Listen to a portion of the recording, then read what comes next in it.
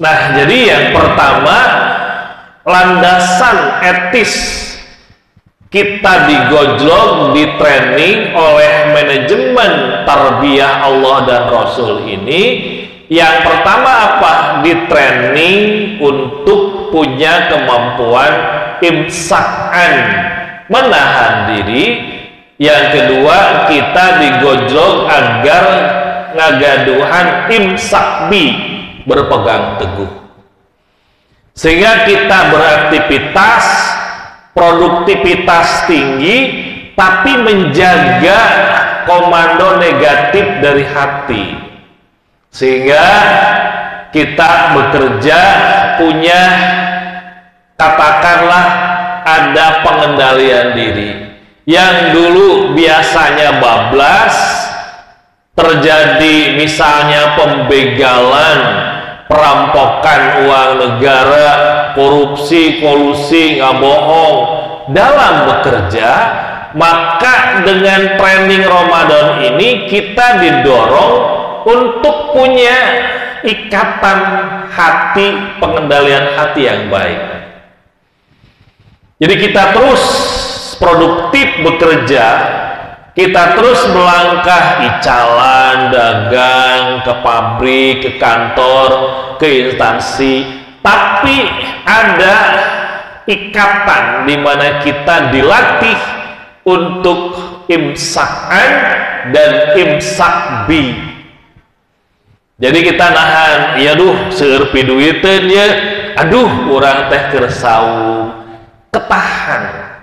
Duh, iya peluang ya lamun jang lebaran keren ya, padahal caranya salah, sehingga kita dikenyed oleh saum kita, sehingga kita menahan untuk tidak terjadi kolusi, sehingga ditahan untuk tidak terjadi korupsi.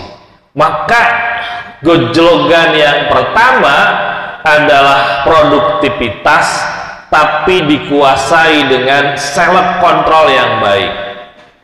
Duh ya, pibatieun gede ya, jualan, dagang, tapi kita punya, padahal lamun nggak bohong mah iya gede batina ya, tapi akhirnya dikenyed oleh saum kita, self control kita di bulan Ramadan ini. Nah, iwati iman, kenapa Allah menggojlok kita? Kenapa Allah mentraining kita, ngediklat kita? Karena itu wujud dari Rahman Rahim, Gopuru Rahman Rahimnya Allah. Sehingga saum kita menggunakan kata ya ayyuhalladzina amanu kutiba, tidak kuridho, tidak wujiba, tapi Allah menggunakan kata kutiba, mengandung makna iwati iman bahwa kutiba itu diharapkan dalam proses pasca training ini, dalam proses gojlogan ini, dalam proses sekolahan atau madrasah Ramadan ini, dari kata kutiba itu diharapkan ada efek, ada dampak, ada akibat. Beda dengan kata wujiba atau fardu, itu bersifat dohir, tapi kata kutiba lebih filosofis. Semua umat Islam di training Ramadan 2 miliaran ini harapannya ada efek dampaknya. Nah, tadi yang pertama, kita digojlok untuk punya kemampuan self control yang baik, sehingga kita banyak rem dalam hidup itu. Tidak sekedar wah ya pidu itu nih hajar bleh, sikat bleh, tidak. Tapi dengan kita masuk dalam Ramadan, madrasah Ramadan ini, kita digojlok agar punya self control, atau dalam bahasa tadi ada imsakan, berpegang teguh. Yang kedua ada imsakbi, yaitu berpegang teguh dan menahan diri. Itu yang pertama. Kita tetap produktif, tapi ada rem. Ini menjadi kunci di dalam kehidupan nanti. Yang kedua, iwati iman, maka yang kedua ini adalah gojlogan yang didesain oleh Allah dan Rasul itu dalam bentuk as-saum li, bahwa saum itu untukku, bahwa antara hamba dan Allah itu adalah merupakan sirrun, rahasia antara kau dan aku, cek barusa ABG. Jadi saum itu ibadah langsung, Allah yang menilainya. Dan tentu di belakang hadis itu ada nilai tarbiyah, bahwa sebenarnya kita bisa aja nyemen cek barudak mah, tidak ketahuan sama orang tua, lompat ke pengker, gelek-gelek, biasa aja. Kita juga bisa ikut sahurnya, lalu kemudian lapar, bisa saja kita menyelinap untuk makan dan minum. Tapi kita tidak melakukan itu. Kalau ibadah lain kelihatan, sholat kelihatan, gerak sholatnya kelihatan. Kalau ibadah haji kelihatan, angkat hajina, angkat umrohna. Maka saum itu tidak bisa kita menilai secara zahirnya. Leles katingali ngulahe ngacai gitu ya. Itu wah si etanya pisan saumnanya. Padahal mah ditukangeunana tos minum 3 gelas. Jadi sinetronnya bisa saja dibuat, tapi hakikatnya adalah mengontrolnya justru dengan saum itu digojlok agar kita punya kemampuan. Dalam hadis disebut ihsan. Apa yang disebut ihsan? Anta'budallaha ka'annaka tarah, fa in lam takun tarah fa innahu yaraka. Beribadahlah kamu seolah-olah dapat melihat Allah, tapi jika kamu tidak mampu melihatnya, fa innahu yaraka, sesungguhnya Tuhan melihat kamu. Gojlogan ini penting karena bisa jadi 11 bulan yang lalu ada banyak orang yang lost dari kemampuan ini. Apa maknanya? Sering kita mendengar ada disebut dengan waskat, pengawasan melekat. Juga sering kita maknai waskat itu adalah pengawasan malaikat.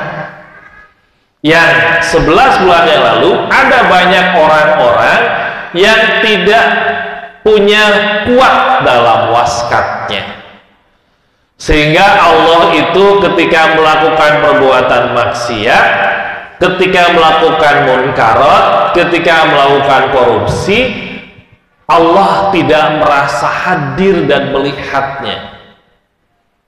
Jadi inilah juga yang menyebabkan orang produktif tapi tidak punya landasan etis yang baik. Apa?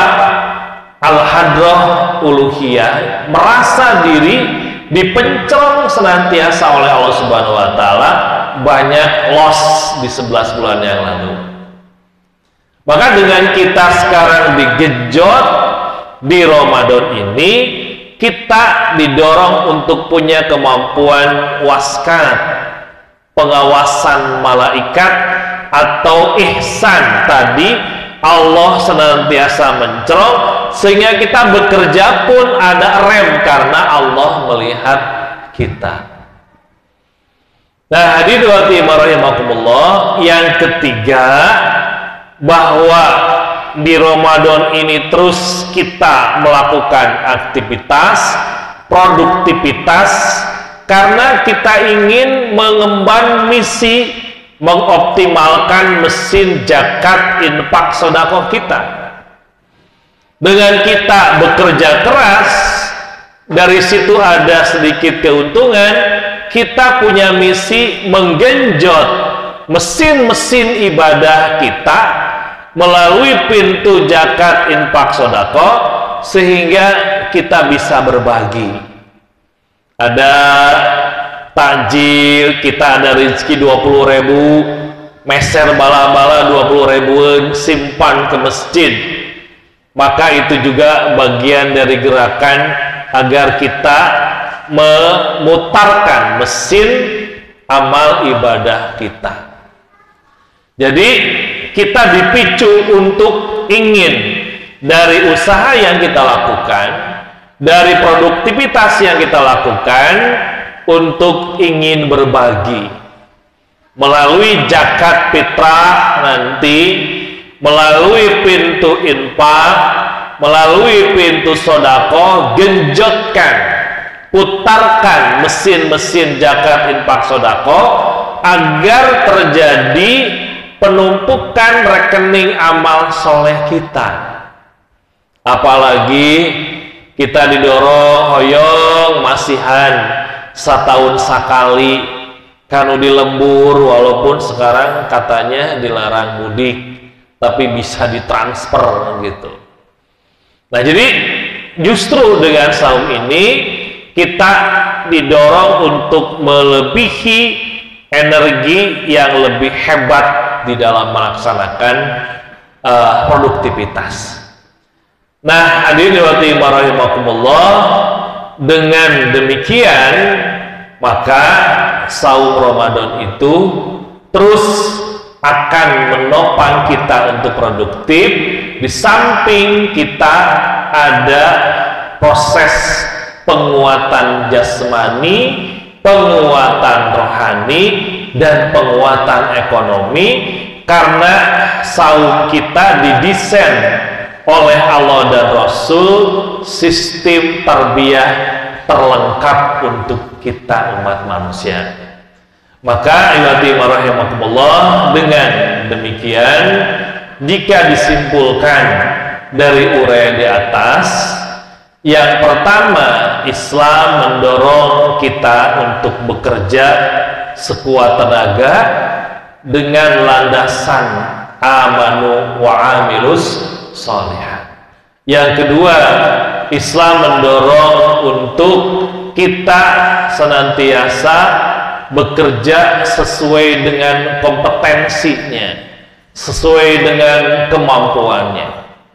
Yang ketiga, padilah kita produktif, sampai ada hadis tadi bahwa sesungguhnya Allah menyukai hamba-hambanya yang al-muhtarifah, yaitu hamba yang terampil dalam berkarya. Dan tadi disebutkan bahwa seseorang yang bekerja malamnya letih, yang kerek, lebih kerek karena letih bekerja, maka dia akan mendapatkan pahala kal mujahid fisabilillah.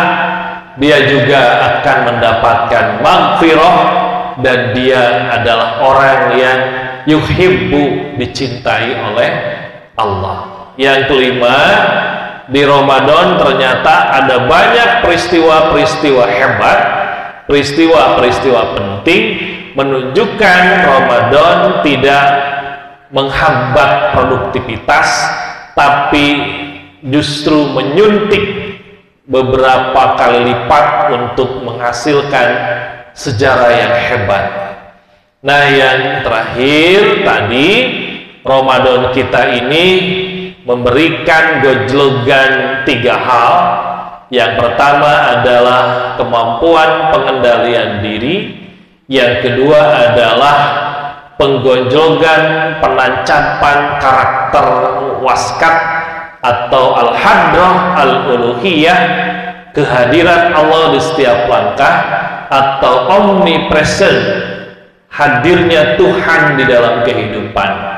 Dan yang ketiga, bahwa kita justru ada tenaga 2 kali lipat produktivitas di Ramadan karena kita ingin berbagi dengan pintu zakatnya, infaknya, sedekahnya, sehingga kita bisa memberikan manfaat kepada yang lainnya.